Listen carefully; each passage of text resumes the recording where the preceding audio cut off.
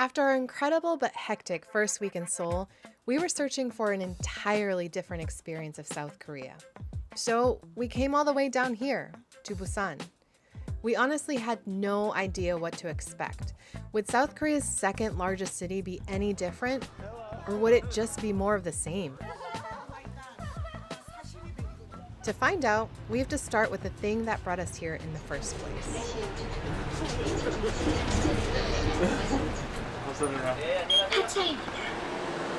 We're at Kamtan Village right now, and when you look at pictures of Busan online, this is what you see. It's a super colorful, beautiful village. They call it the Santorini of Korea. Really excited to get lost in these streets.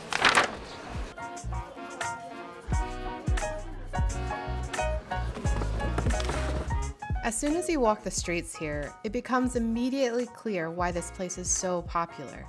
Cute cafes, beautiful vistas like this one, and quirky, awesome art everywhere. And even though all of this was why we actually came in the first place, it actually wasn't my favorite part. I'm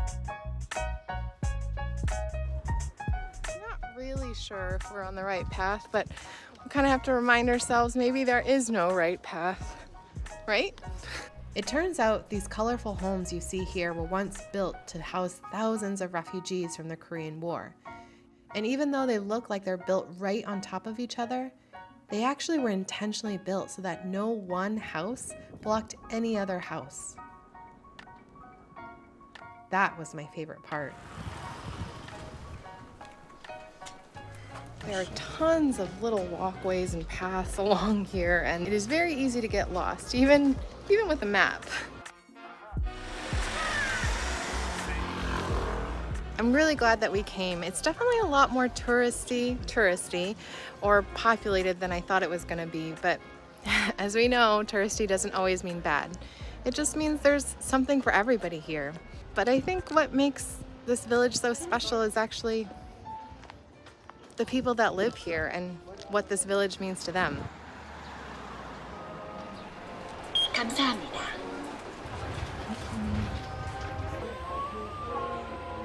Okay, but part of the fun is really just taking the bus, right?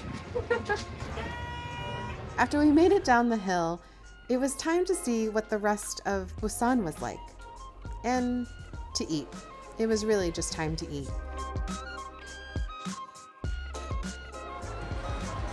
Well, we found where all the people are.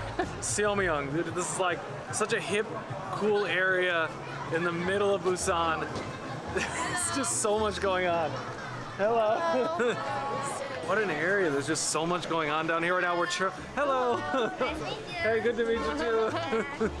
So we're trying to make our way to Cafe Street, which is just a little bit down the road that way. And I don't know, find a nice hip cafe to hang out in. It's very hip here. But first we have to get some Mom's Touch Burger. We've heard that this is great. Local favorite. Let's find out. Woo! That's a big old burger. Good burger, very different than your normal cheeseburger back in the US for sure. It's kind of got a sweet sauce to it. It's got like a sweet honey glaze on it. I don't really taste the soy sauce. It's got a spice to it. Wow. It's really good.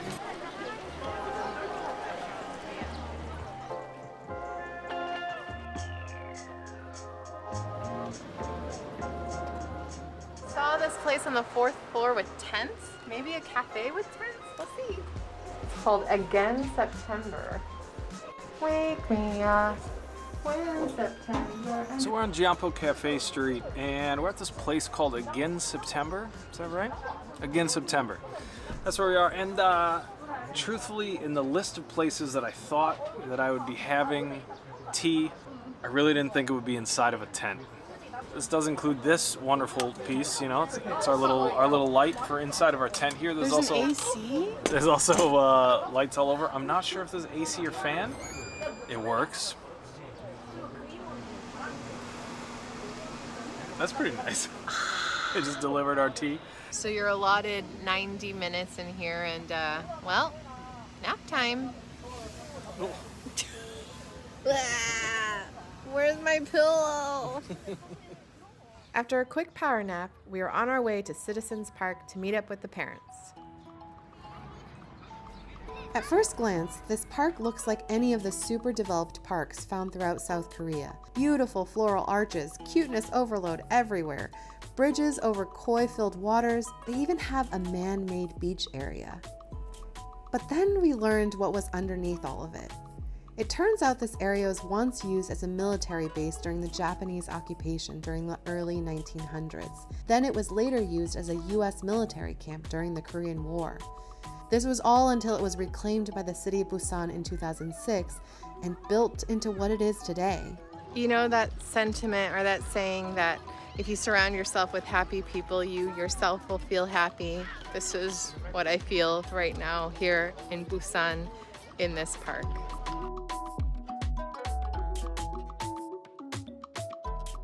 There are people picnicking here, there are people walking their dogs, there are kids rolling by on their scooters, playing everywhere. There's even a convenience store in this very park.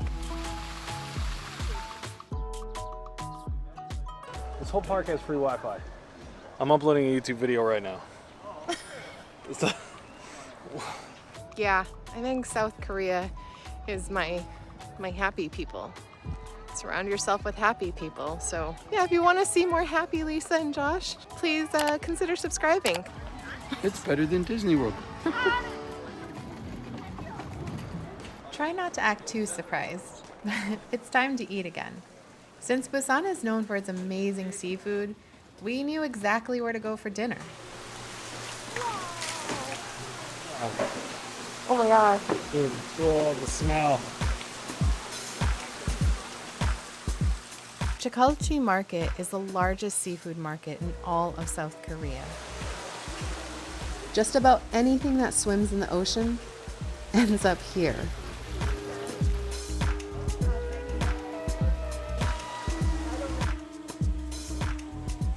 There's crabs trying to crawl out of the containers. There's seafood of basically every conceivable kind. It's so colorful.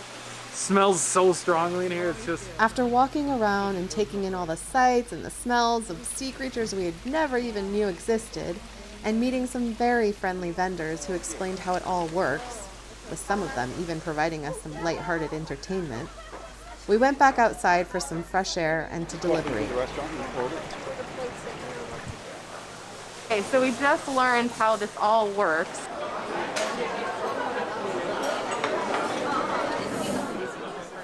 There are two different ways you can do this. If you feel comfortable enough and if you feel confident enough, you can pick and pay for your seafood by the kilo and have it brought up to any number of these stalls upstairs and have them cooked for you.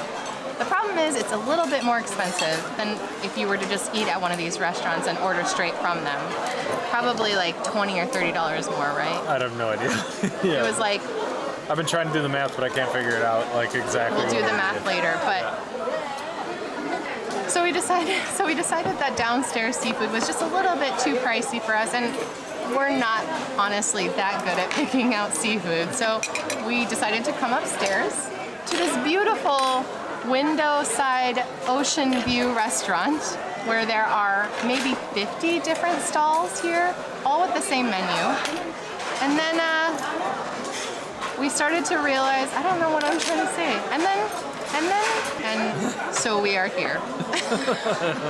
So we just ordered a medium sea bream. They offer everything in small, medium, large. Depending on price, we have no idea what the sizes actually mean. She said a medium was good for 4 people. A little bit of grilled shrimp, of course, the necessary soju and beer, and then all the other just Banchan. amazing accoutrements that come with every single Korean meal. Let the prawns cool so you're able to touch them. Twist and remove the prawn, the head of the prawn. Just look at this feast that we've got. Wow. The skin is really good. Okay, then we're gonna put the... That's really, really, really good. After devouring our meal, we explored the other 5 floors to the building, which we heard apparently includes a spa, a karaoke bar, a wedding chapel. But the best part, we think, is at the very top. Wow. There's lights everywhere. See?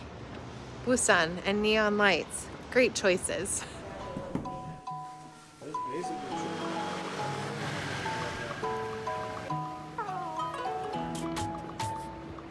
I have to say that was definitely maybe one of our most expensive meals on our trip so far, but it was so worth it. The whole experience, I mean, when you're in Busan, it feels like one of the things that you just have to do. So I hurt my leg the other day, but I've got a substitute.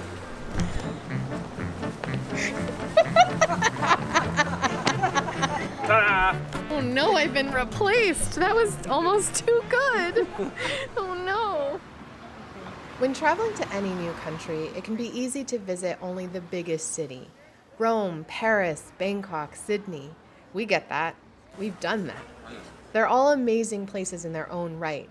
But if Busan has taught us anything, it's that by only going to the biggest city, you'd be missing out on so much.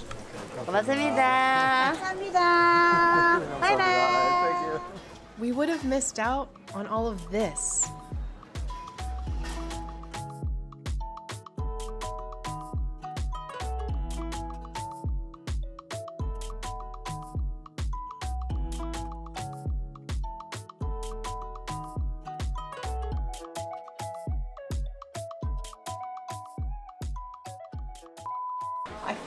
I think on the map this is the Tower of Solo Pleasure.